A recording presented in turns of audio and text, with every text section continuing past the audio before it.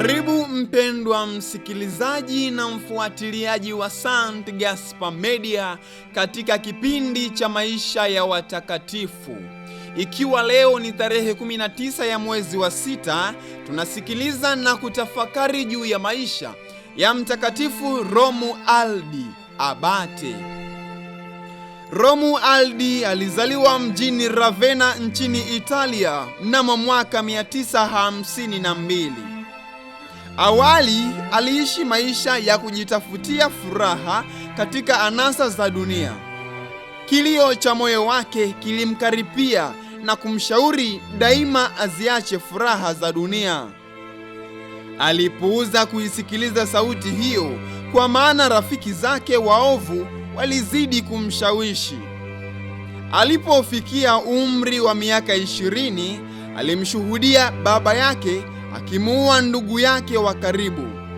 Ni tukio hili lililomuumiza sana hata akaongoka, na ili kulipa fidia ya dhambi hii alijiunga na utawa wa Wabenediktini wa Mtakatifu Apolinari kule Classe karibu na mji wa Ravenna. Lakini kwa kuwa watawa hawa walikuwa hawakazii nidhamu ya maisha, mnamo mwaka 975 Romualdi aliamua kumtafuta mtawa Marinus ambaye alimshauri kwenda kuishi maisha ya pekee ya kujitesa sana kule Venisi na baadaye kule Pirini. Baba yake na mabwana wengine waliongoka kwa mfano wake, basi walimfuata utawani. Romualdi alipenda sana kukaa katika upweke, lakini kwa kuwa wengi waliomba ruhusa kumfuata, alipaswa kujenga monasteri nyingine. Monasteri kubwa kupita zote ilikuwa ni ile ya Camaldoli kule nchini Italia, na ndiyo maana wamonaki wa Benediktini waliomfuata waliitwa wa Camaldolesi.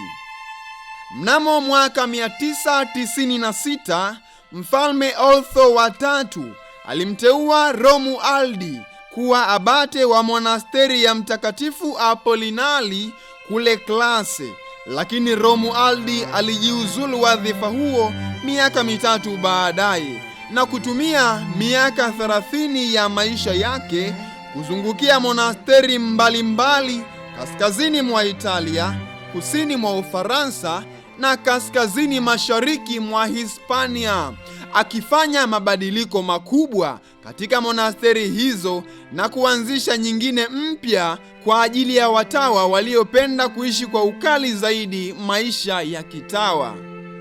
Mojawapo ya monasteri maarufu aliyoianzisha wakati huo ni ile ya pale Camaldoli. Hapa mnamo mwaka 1012 alijenga kwanza vyumba vidogo kwa ajili ya watawa waliopenda kujitesa zaidi. Ingawa Romualdi hakuwa na mpango wa kuanzisha shirika jipya la kitawa, nyumba ile aliyoianzisha kule Camaldoli ilikuwa nyumba mama ya shirika la Wakamaldolesi, ambalo ni muungano wa watawa wa Benediktini na Wakenobite, muungano ambao uliamsha tena roho ya utawa wa wakaapweke. Katika mtindo huu wa maisha, kila mtawa alikuwa na vyumba viwili, karakana na bustani ndogo, na alimtumikia Mungu kimya peke yake. Lengo lao lilikuwa kwa sala na majitoleo yao waubadili ulimwengu kuwa ulimwengu wa kitawa, kuwafanya watu kuwa washiriki wa maisha ya kitawa mahali wanapoishi. Chakula chao kilikuwa mkate na maji. Karne chache baadaye, kanuni hii ya maisha ilibadilishwa. Mnamo mwaka 1086 alianzisha pia utawa wa Wakamaldolesi kwa ajili ya masista. Wakati fulani mtu mmoja tajiri alimpa Romualdi zawadi ya farasi mzuri. Romualdi alimbadilisha na kupata punda, akitangaza kwamba alijisikia karibu zaidi na Yesu alipopanda punda. Romualdi aliwakemea watu walioishi maisha ya dhambi, hasa waasherati. Katika uzee wake aliongeza ugumu wa maisha yake ya kitawa badala ya kuupunguza, akifanya toba kwa ajili ya uongofu wa wakosefu.